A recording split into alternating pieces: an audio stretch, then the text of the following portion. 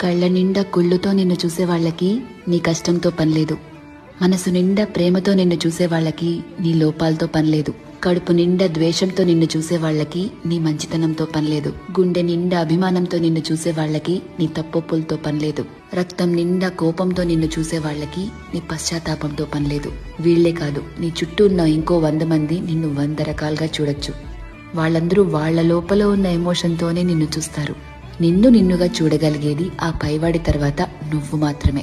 ఎప్పుడైతే నువ్వు నీలో ఉన్న తప్పులు ఒప్పులు, మంచి చెడు, నీలో కోపాలు, నువ్వు చేసే మోసాలు, నీలో మార్పులు, నువ్వు పడే పశ్చాత్తాపాలు, నీ చుట్టూ బాధ్యతలు, నీ ఆశలు, వాటికై నీ కష్టాలు, దేవుడిచ్చిన లోపాలు, నీ ప్రయత్నాలు, ఇలా ఎదుటి వాళ్ళని జడ్జ్ చేయడానికి మనం వెతుకుతూ ఉంటామే, వాటన్నిటి ద్వారా నిన్ను నువ్వు చూసుకోగలిగితే ఎలా అన్బయాస్డ్ గా, లాయర్లా కాదు జడ్జి లాగా, అప్పుడు నువ్వేంటో నీకు అర్థమవుతుంది కదా.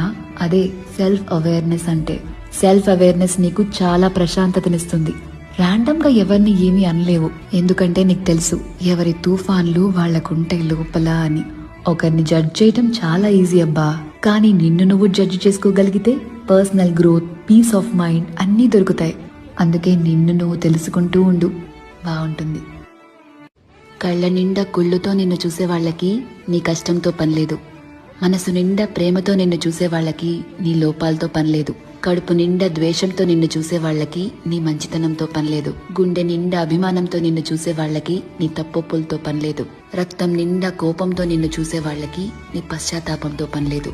వీళ్లే కాదు, నీ చుట్టూ ఉన్న ఇంకో 100 మంది నిన్ను 100 రకాలుగా చూడొచ్చు. వాళ్ళందరూ